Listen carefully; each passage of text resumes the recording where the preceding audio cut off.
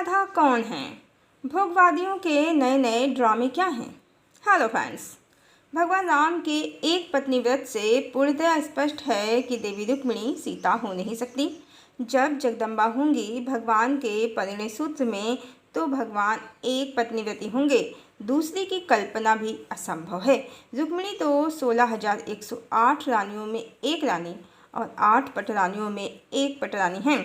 सबसे मज़ेदार बात तो ये है कि 16,108 रुक्मिणी समेत सभी विवाहों में श्री कृष्ण कहीं दूल्हा बनकर नहीं गए, बारात भी नहीं निकली, बस जैसे तैसे विवाह कर लिया।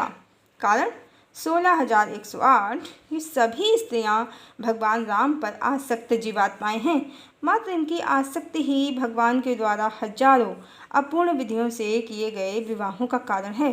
ये कोई देवियां या लक्ष्मियां नहीं हैं। वैसे भी लक्ष्मी बड़ा पवित्र शब्द है, हरि की अर्धांगिनी का संबोधन है और इसे लक्ष्मियां बनाना भोगवादियों की घिनौनी करतूत है।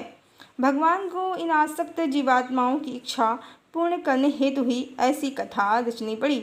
देवी राधा प्रेम बनकर तो आई उनके जीवन में, पर प्राप्त नहीं हो सकी और द्वारिका बसाने के बाद भगवान ने एक राजपुरुष की भांति ये सभी विवाह कर लिए, पर समर्पण देवी राधा को ही दिया।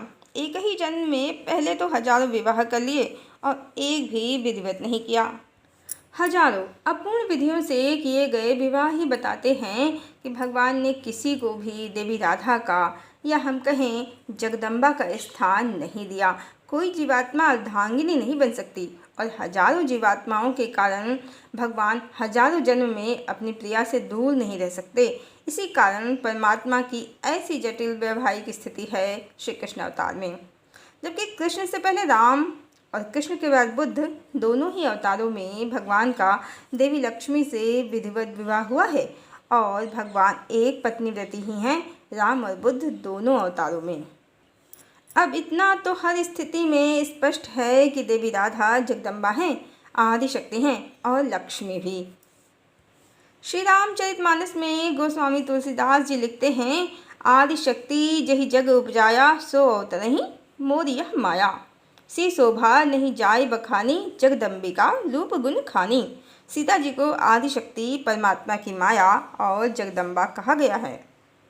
जिस प्रकार भगवान राम परम ब्रह्म भी हैं, भगवान विष्णु भी हैं, बिल्कुल उसी प्रकार श्री कृष्ण परम ब्रह्म हैं और भगवान विष्णु भी हैं। और देवी सीता कहें या देवी राधा, बिल्कुल उसी प्रकार आदिशक्ति भी हैं और लक्ष्मी भी हैं। स्पष्ट है राधा आदिशक्ति भी हैं और देवी लक्ष्मी भी हैं।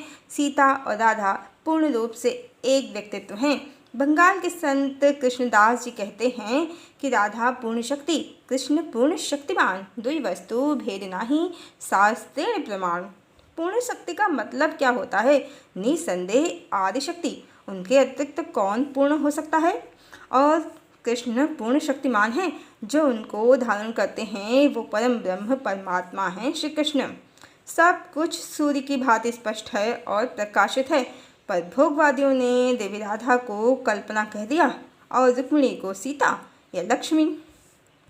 अन्य स्त्रियों को भूदेवी, लीला देवी, नीला देवी, पीला देवी इत्यादि उपाधियां दे दी और ओंकार स्वरूप परम ब्रह्म भगवान को इन नकली देवियों या हम कहें डुप्लीकेट हरिप्रियाओं के साथ किसी नकली लोक से धरती पर अवतरित कर दिया और भगवान की योगेश्वर वाली छवि को कामी बना दिया। पर ये भोगवादी इतने पर भी नहीं माने। इतनी मिलावट करने के बाद जब इन्हें ये भय सताने लगा कि कहीं देवी राधा का सत्य भविष्य में सामाजिक हो गया, तो इनकी नकली सीता देवी रुक्मिणी और नकली हरिप्रियाओं का भेद न खुल जाए। इसके लिए इन भोगवादियों ने और मिलावटी ग्रंथ लिखे और इस बार रुक्मिणी को सीता और देवी राधा को आदिशक्ति बता दिया। परम ब्रह्म परमात्मा को बहुपत्नीवादी सिद्ध करने में कोई कसर नहीं छोड़ी। इन लोगों ने भगवती के ही 2 खंड कर दिए। साथ ही गोकुल की ग्वालिनों को, जो ऋषि मुनियों का ही पुनर्जन्म बताई जाती हैं, उन्हें देवी राधा के साथ श्री कृष्ण की गर्लफ्रेंड बना दिया और भगवान को प्रेम प्रपंची बहुपत्नीवादी बना दिया। और देवी राधा, माँ भगवती सहित इन भोगवादियों ने गोकुल की ग्वालिनों और श्री कृष्ण की सभी रानियों को अपने कल्पित नकली लोक से धरती पर उतार दिया, सखी, मंजरी, लक्ष्मी, गोपी, तरह तरह की मनगढ़ंत उपमाएं देकर। जबकि परम ब्रह्म परमात्मा भगवान और भगवती पुरुष और प्रकृति, शिव और शक्ति का सम्मिलित रूप हैं और इसी रूप में सभी जड़ चेतन में प्रकाशित हैं। सिया राम में सब जग जानी, करहु प्रणाम जोरि जुग पाणी। आम जनमानस जो भगवान के एक पत्नी व्रत के मर्म को, आदिशक्ति के अर्थ को नहीं जानता, वो इनका शिकार हो गया।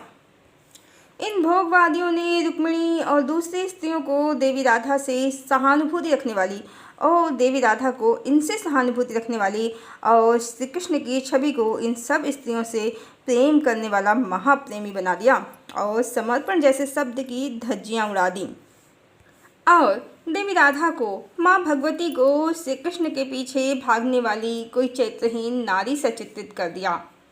इन भोगवादियों ने इतनी मिलावट कर दी कथा में कि भगवान योगेश्वर से रसिया बन गए हो। देवी राधा का चरित्र संदेहों के घेरे में आ गया। कुछ को देवी राधा कल्पना लगने लगी और कुछ को चरित्रहीन, जबकि हर प्रकार से उन जीवात्माओं के चरित्र में खोट है जो सीताराम के बीच में आ गईं, जिन्हें भोगवादियों ने महिमा मंडित कर किसी नकली लोक की लक्ष्मियां बना दिया। धन्य हैं भोगवादियों की करतूतें और कलयुग की माया, माँ भगवती को भी नहीं छोड़ा। ये भोगवादी किसी को भी मूर्ख बना सकते हैं, पर उससे नहीं जिसने आध्यात्म का सिर्फ ABCD ही पढ़ा हो, क्योंकि आध्यात्म में पूर्णतया स्पष्ट है भगवान और भगवती, शिव और शक्ति, परमात्मा की फेमिनाइन और मैस्कुलाइन एनर्जी से ही समस्त संसार, जड़ से लेकर चेतन, सबका अस्तित्व है। जितनी भी जीवात्माएं हैं और जितने भी प्राणी हैं, सब भगवान और भगवती के मिलन से हैं। सभी जीवात्माओं का अस्तित्व ही भगवान और आदिशक्ति के ही कारण है। बिना आदिशक्ति के तो सृष्टि की रचना भी संभव नहीं। फिर ये आसक्त जीवात्माएं कहें या किसी नकली लोक की देवियां, इनके स्वयं के अस्तित्व का आधार भी भगवान और भगवती ही हैं। गीता में भगवान कहते हैं, एको अहम बहुश्यामी, मैं ही एक से अनेक हो गया हूँ। जब उनके अतिरिक्त और उनकी भगवती के अतिरिक्त कोई तीसरा है ही नहीं और भगवान और भगवती भी सूर्य और प्रकाश की तरह एक ही हैं, तो ये नकली हरिप्रियाएँ, सखियाँ, लक्ष्मियाँ, मंजरियाँ कहाँ से प्रकट हो गईं? वास्तव में कलयुग की माया ने इन भोगवादियों के हृदय से ईश्वर का भय ही मिटा दिया। शायद ये ईश्वर को मानते ही नहीं, तभी तो ओंकार स्वरूप परम ब्रह्म परमात्मा को रसिया और माँ भगवती आदिशक्ति के चरित्र पर लांछन लगाते इन्हें जरा भी भय नहीं लगता। पर ध्यान रहे, वो बांसुरी तो अपनी भगवती के लिए बजाते हैं, पर दुष्टों के लिए उनके पास सुदर्शन चक्र है और चलेगा जरूर, क्योंकि कहते हैं ना, भगवती में दया है पर भगवान में नहीं। भगवती एक बार क्षमा कर सकती हैं, पर भगवान जब अपने भक्तों का अपराध क्षमा नहीं कर सकते तो अपनी लक्ष्मी का, माँ आदिशक्ति का, भगवती का अपमान कैसे क्षमा करेंगे? हरि ओम।